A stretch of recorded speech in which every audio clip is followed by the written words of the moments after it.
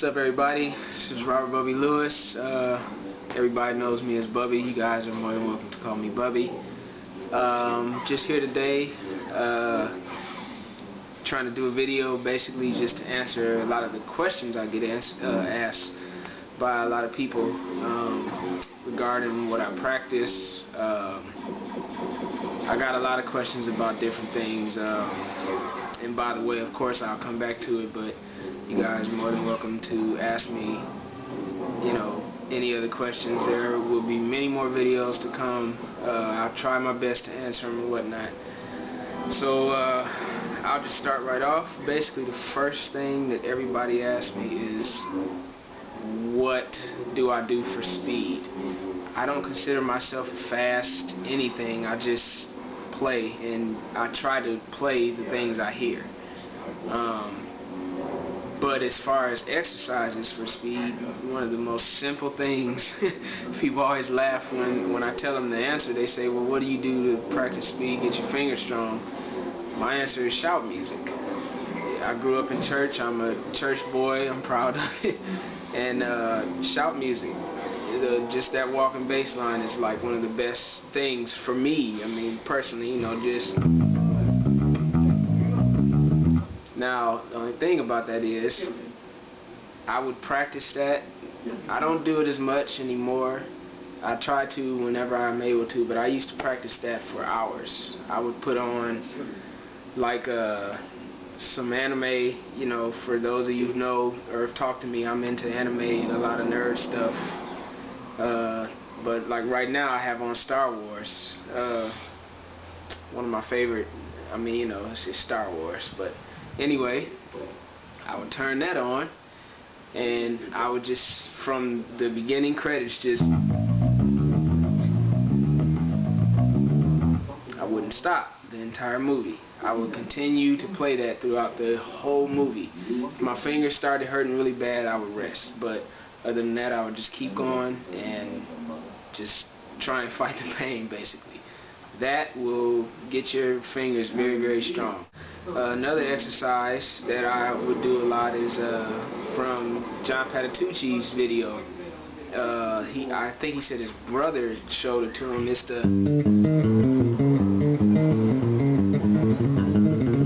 that exercise right there. That's fun. Just to sit there. It's hard to just do it just super fast, but if you can get it up there to where you're doing it really, really fast and practicing that, that'll also get your fingers used to, doing different things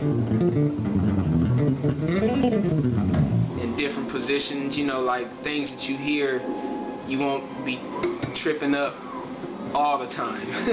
You're gonna trip up sometimes. Everybody trips up, everybody don't have it all the time. But that's another good exercise. Other than that, as far as practicing, everybody asks me what scales or modes or songs or stuff do I practice. I'll be honest with you guys, I don't do any of that. When I play, every time I play the bass, whether it's on stage or in the studio or whenever practicing, I'm never focused on playing scales ever. I never think about what mode to use or what scale to use over a song. The way I look at this is just me, this is just me. But the way I look at it is, if I'm playing a song, I just think of it as if I'm singing over it. It's important to learn every single note, where it is exactly on the bass, every note. And from there, you don't worry about where you should start. And then on top of that is, like when I was telling you guys about the scales and whatnot, it's great to know everything. It's great to know modes, it's great to know theory, learn all of that. But learn it and then forget it. And I want to quiz you guys. Look that saying up, learn the theory, then forget it, and then you guys tell me who said that. It's very important, and I understand now more than I used to when I first started. I understand it more now than I did then. Because when you're so trapped up in the theory, if the song is in E minor, the only thing you're gonna want to hear is E minor scales, E minor pentatonic, or whatever it may be. So, you know, so the only thing you would want to hear is the particular scale, but there's so much outside of that that can be done. It doesn't make any sense. I mean, it's, and then again, that's where I go back to why I think about soloing or playing period as singing, because and then too, on top of that, when you play, everything that you're doing should be just an expression of how you feel and what you feel, what you hear, what's in your heart. So in other words, that's the reason why I'm not focusing on what scale to play over this E minor. You know, the chord may be this, or, but I may hear something, you know, yeah.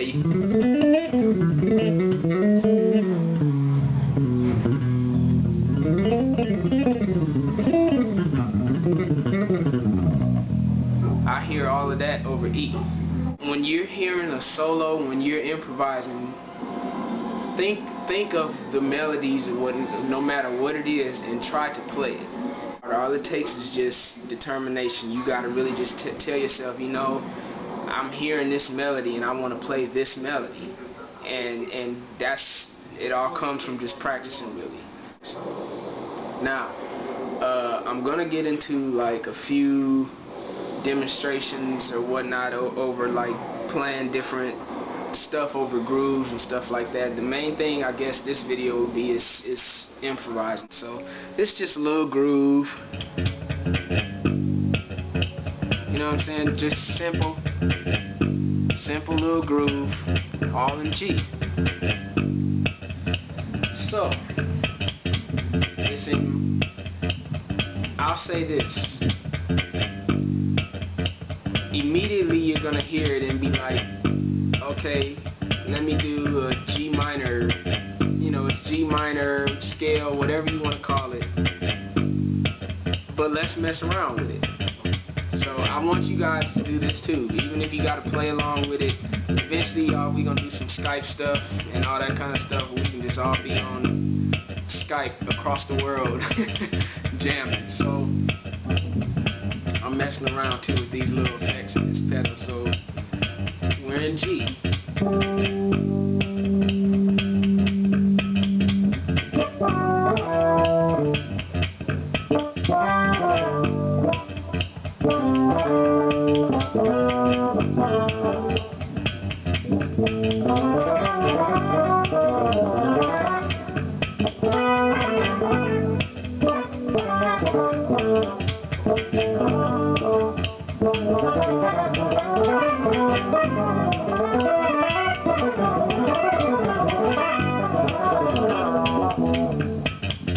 All in G.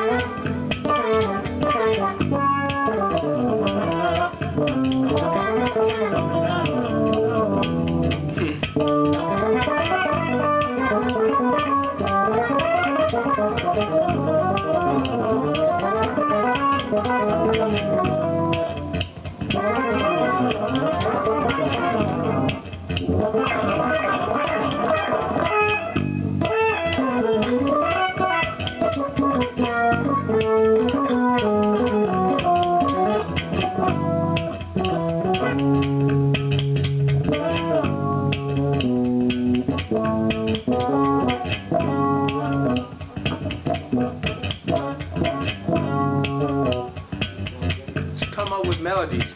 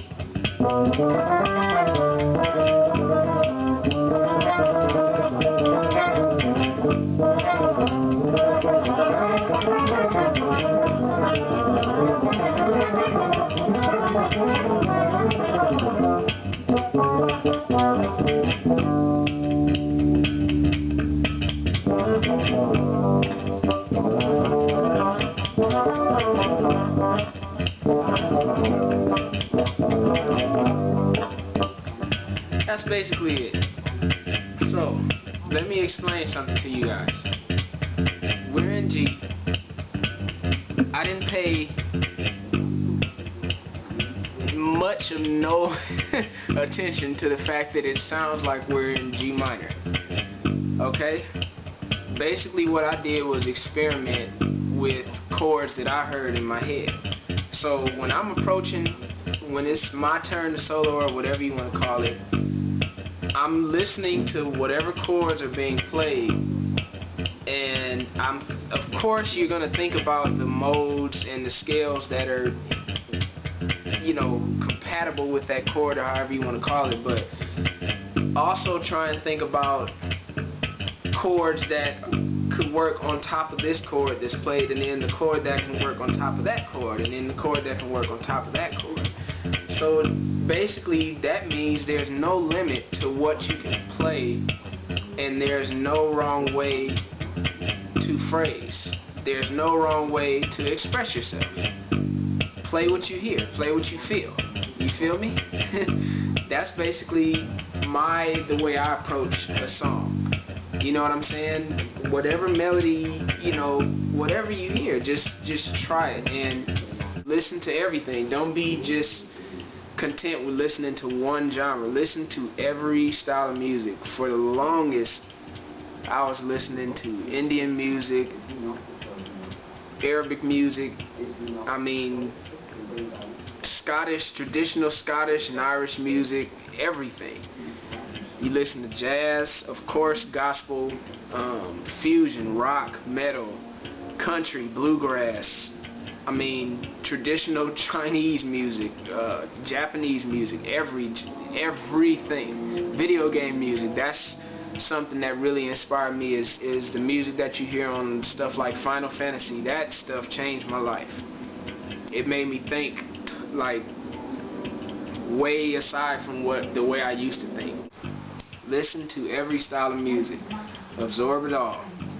Express yourself. Don't worry about whether people will like it or not. Just do you and be who you are. That's all that matters. That's all that matters.